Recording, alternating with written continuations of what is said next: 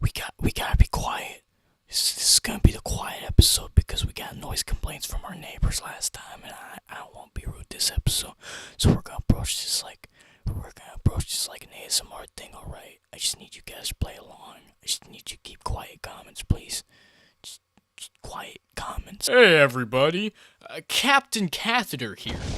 Back with another meta joke as an opening gag! On this exciting entry into the decline of my mental health, also known as my YouTube channel, we're going to cover someone who I'd consider to be an absolute legend. A man so legendary that not even God himself is able to lay fingers on his feeble flesh without permission. That man, that legend, is also known as Mdickie. Now, over the years, Mdickie has pretty much dissolved into one big fat chode of a meme, and rightfully so. I mean, if you know anything about this man, you'd know how fucking worthy he is to become the centerpiece of all things holy, and as far as memes go. Hell, some people might even be thinking right now how obvious it is to make an Mdickie video. I mean, fuck, dude. It'd essentially be like that time I made a Bubsy video. But I still remember a time when the gaming community took him seriously. So much so that everything preceding 2014 on his interviews tab on his website is talking about how much of an inspiration he is to the world.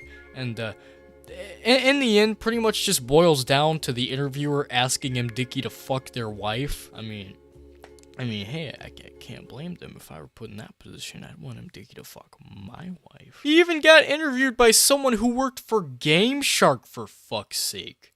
That's not even a joke. In case you don't know who this lovely lad is, oh boy, are you in for some spicy history lesson here. He's a game developer who's been in the works now for almost 20 goddamn years. The only problem is, every game he has ever made has been so fucking batshit broken. This is like when you first installed Battlefield 2 and they hadn't patched the fuck out of it yet, and you could just hear every sound that was happening on the whole map as if it was right beside you. I could hear everything happening on this fucking island. Has been so dirt poor ugly, has been so laughably ridiculous in every sense of the fucking word. We're gonna play a Gary Coleman lookalike with what looks like a texture glitch as hair. Let's go ahead and name him Big Smoke. I don't think you understand either. Like, this far exceeds any Unity game with stolen assets that Jim Sterling might have ever covered. This exceeds any of that. That shit is like fucking child's play compared to Mdickie. These games are so far gone that their entire essence to this day remains in the beyond realm. Here's our realm. Alright, you see, this is our realm, and this is the fucking beyond realm right here. This is where Mdickie games go, just as they've always been since conception alone. But the funniest part that ties all this together, at least for me anyways, isn't the fact that these games are so fucking poorly made, or even the fact that the gaming community at one point in time actually had respect for this man. The most amusing aspect of all of this simply lies in the man himself, the legend that is Mdickie. When I say this, I mean how highly he views himself as a creator. For instance, on his own website, in which he writes everything for, he says, "Since the turn of the 21st century, this site has charted my attempts to redefine what individuals can achieve in gaming. I've been able to satisfy my thirst for innovation and make the games I would want to play." I brought you here to die, my friend. This is my latest maniacal scheme. Not only are you going to die, but you're going to do it in front of the whole world. Are you scared? I'm shaken, not scared. It'll never work. Since the turn of the 21st century, this site has charted my attempts to redefine what individuals can achieve in gaming.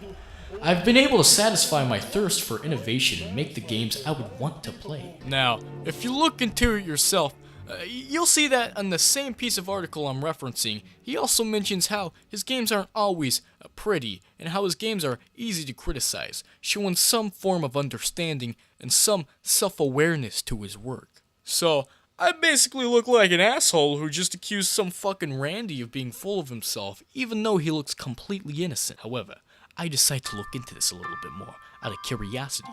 Using the magical powers of the Wayback Machine, I discovered that he added this quote into the description of his site in 2014. 2014 is a significant year in Mdickie's history, because that's whenever the meme community suddenly discovered all these hidden gems of horrendous titles. I'm pretty much bringing this up into account because I've conjured up my own personal theory. I think Mdickie is trying to cover up his ego like a prostitute during her third trimester. I think he's basically being forced to say these games are bad, so he won't look bad in the process. I mean, just look back at 2008.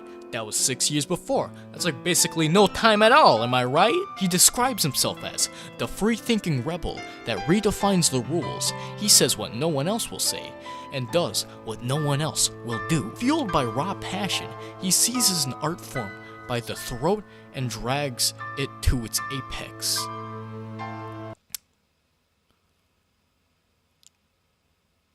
Jesus Christ, I'm not even fucking done with this quote. What they invented, he makes it sing. His peers hate him, but the public loves his style. Wait, no, it says, but the public love his style. I'm pretty sure it's supposed to say, but the public loves his style. Was that an actual fucking typo in his own website? At once, he intimidates and inspires, breaking down the walls that secure some yet blocks others. What? What the fuck does that even mean? Okay, this bit is done. I can't even make a joke out of Mdickie because Mdickie on his own is too fucking funny. What does he even mean when he says his peers? Like former game developers? I know he's not talking about his development team because he well prides himself in being the only one in command in that regard. Matt Dickey. No, did the sound effects? Matt Dickey. Music? Matt Dickey. In just 3 months, consider that. Hey, think of that. He's the only one taking up that SS Enterprise and driving it straight into the black hole. But don't worry, I'll touch on that one soon. Don't you worry, folks. We got all the juicy hits here. This was on his official site, written by himself in 2008. Now, I want you to take into consideration how fucking boastful he is of his personality, right? Just take that into consideration. And then also notice that BioShock came out in 2007. I chose Rapture. City where the artist would not fear the censor, where the scientist would not be bound by petty morality, where the great would not be constrained by the small. And with the sweat of your brow, Rapture can become your city as well. And this is what Mdickie was able to make a year after BioShock came out. Yes, I am growing stronger. Yes, I am growing very strong. My muscles are getting bigger. Yes, the sleeping times. Oh, sleep so many dream. Before I touch back on Mdickie himself, I just want to mention the fact that in 2010, Mdickie released a game reenacting the events of the Bible. More specifically, you following Jesus throughout his prime before he was crucified on the cross. And in this game, very early on, as a matter of fact, Jesus quotes Star Wars. The Force is strong with you. Oh my god, I'm not even... I didn't write that. You answered well. You're the rock upon which I will build a great house. Meet me in Galilee. Right, we're going to be initiated, guys. That's wicked. I'm not even fucking kidding. I am being completely serious here. And the funniest part is, he puts a fucking thing up there at the top of his widescreen shit where it quotes the Bible. It says what verse this is in. Look in Matthew chapter 11, verse 13 to find Yoda battling on Coruscant, with Jesus Christ, everybody.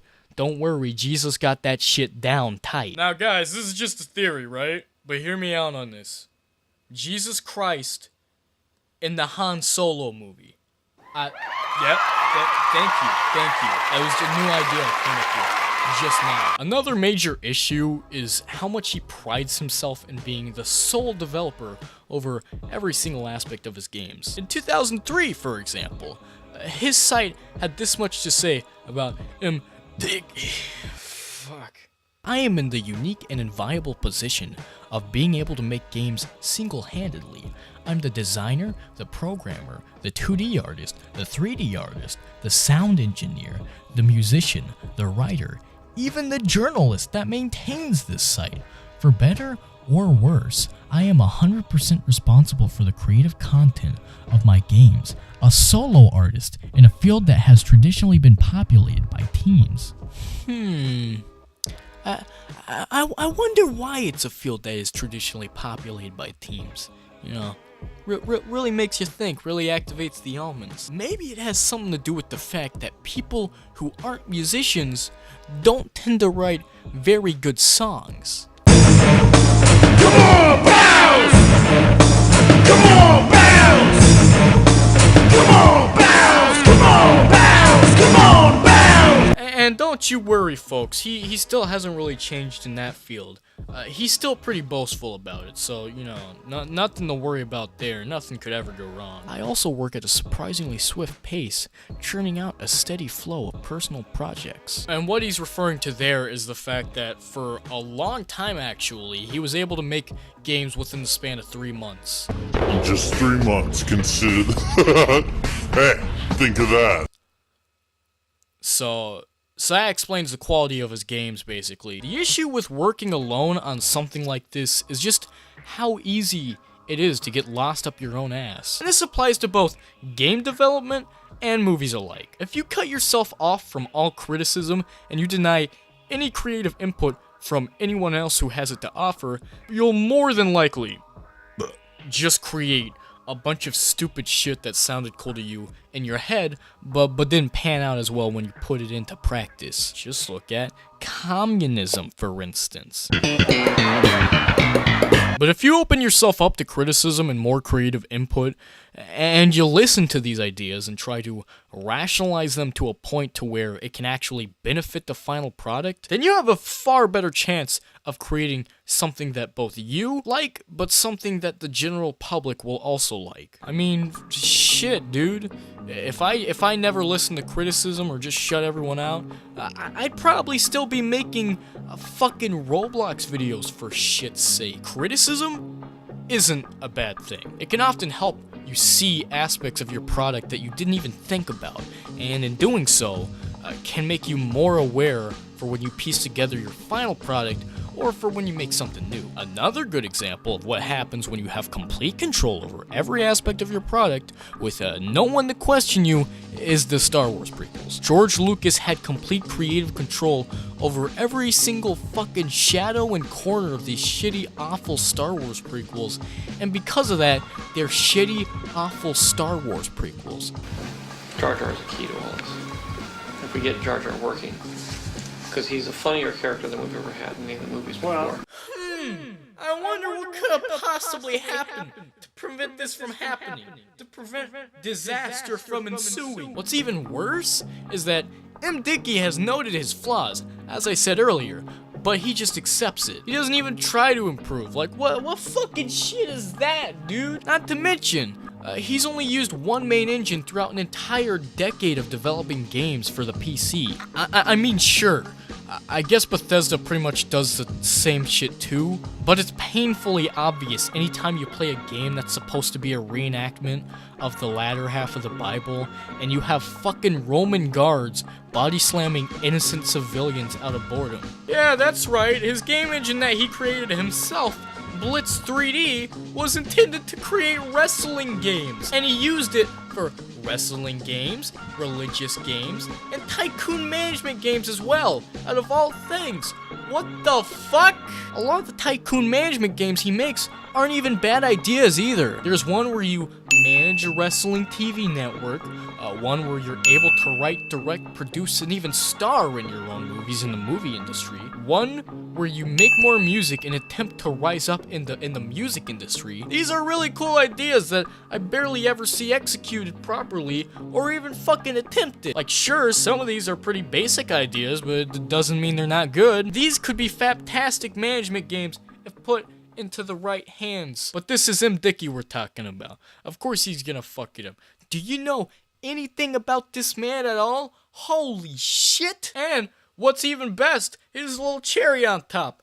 Guess what? All of these games that are absolutely free on his website, you can go buy a giant box set of these games on his website for $15. Sit and think about that. You could be spending $15 out of your precious money to buy something that looks like this.